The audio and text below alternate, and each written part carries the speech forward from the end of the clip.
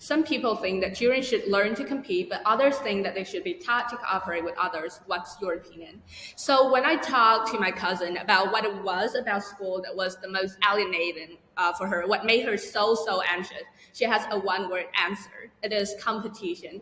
Now, as other students, that same question, and I guarantee you 9 out of 10 students will give you the same answer.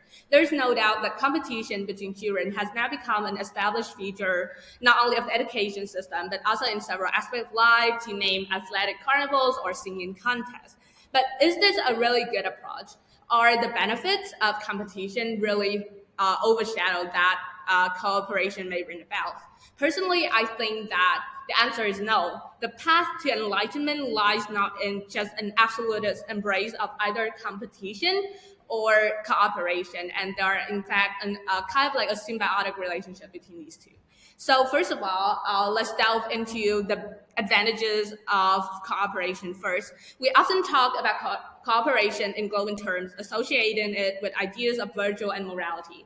And to some extent, I think it's justifiable. Cooperative individuals are more likely to care for others, to display empathy for those in distress, and to act to elevate their suffering. And I think this kind of empathy is extremely important, especially in our society where the main purpose of public policy has failed to promote the harness of self-interest where it can and restrict it when it fails, which result in a very lopsided view of ourselves to be a constantly vigilant in case we are ripped up and always on the lookout for opportunity to get ahead by ourselves rather than caring for others. And so I believe that by encouraging students to cooperate at a very young age, we are helping a future generation that are more capable of love rather than a generation that are characterized by aloofness.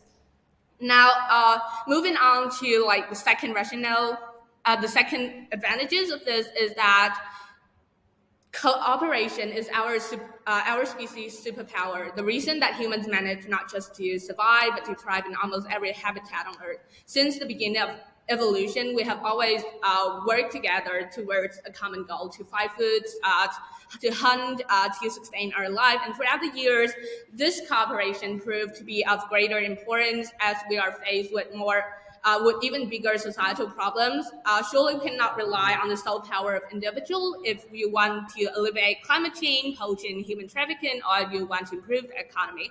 So by teaching young kids to cooperate, we are also helping them to prepare for the future, to become a better citizen, a more capable citizen. And last but not least, I want to point out that one of the best effective ways to succeed when competing with others is to get to know them well, to know your competitors. And what better way to know your competitors than cooperate with them?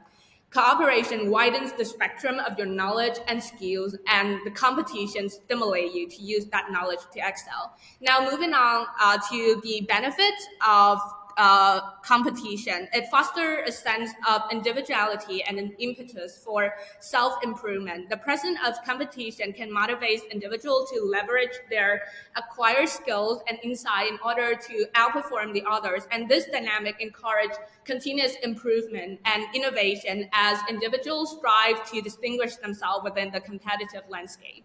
And secondly, life is very competitive by nature, and school is kind of like a training ground for the sort of competition that our kids will face as adults in the real world. And so to deprive them of competition will also to deprive them of the skills needed to be able to climb the run of the social ladder. So in conclusion, however, it would be blatantly unreasonable to actually neglect all of the downsides of competitions. High-scale competition for kids can do their heads in. It can make them anxious and depressed, and it can make them feel terrible about themselves. Think of parents, who are so say a little pushy. We have all seen them on the sporting field. They start their kids like international soccer coaches, pacing around them, talking to them about how to maximize the efforts in the run, swim, jump to ensure they win.